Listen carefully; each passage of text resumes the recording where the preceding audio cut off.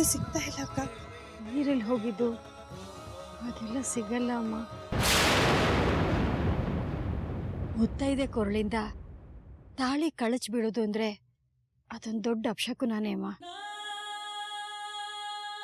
ತಾಳಿ ಇದ್ದಕ್ಕಿದ್ದ ಹಾಗೆ ಕಳಚ್ ಬಿದ್ದಿದೆ ಅಂದ್ರೆ ನಿನ್ ಗಂಡಂಗೆ ಏನೋ ತೊಂದರೆ ಆಗತ್ತೆ ಅಂತ ಅರ್ಥ ಅಮ್ಮ.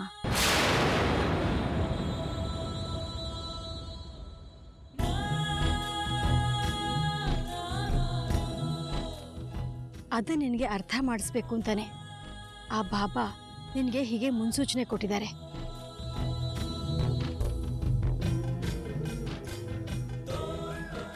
ನಿನ್ ಸಾವಿಂದ ನಿನ್ ಕುಟುಂಬಕ್ಕೆ ನೋವಾಗಬಾರ್ದು ಅಂತ ನೀನು ಮನೆ ಬಿಟ್ಟು ಬಂದೆ.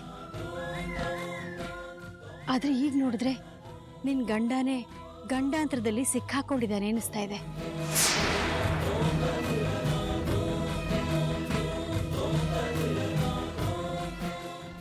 ನೀನು ವಾಪಸ್ ಹೋಗಲ್ಲ ಅನ್ನೋದು ಸರಿನೇ, ಆದರೆ ಅಲ್ಲೇನಾಗ್ತಿದೆ ಅಂತ ತಿಳ್ಕೊಳ್ಬೋದಲ್ವ ಲಕ್ಷ್ಮಿ?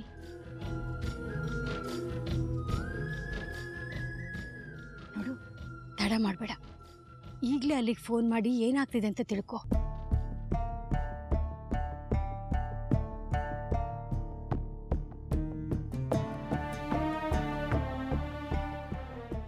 ಇಲ್ಲ ಅಕ್ಕ, ನನ್ನ ಗಂಡನ್ಗೆ ಏನೂ ಆಗಲ್ಲ, ಅವ್ರು ಚೆನ್ನಾಗಿರ್ತಾರೆ.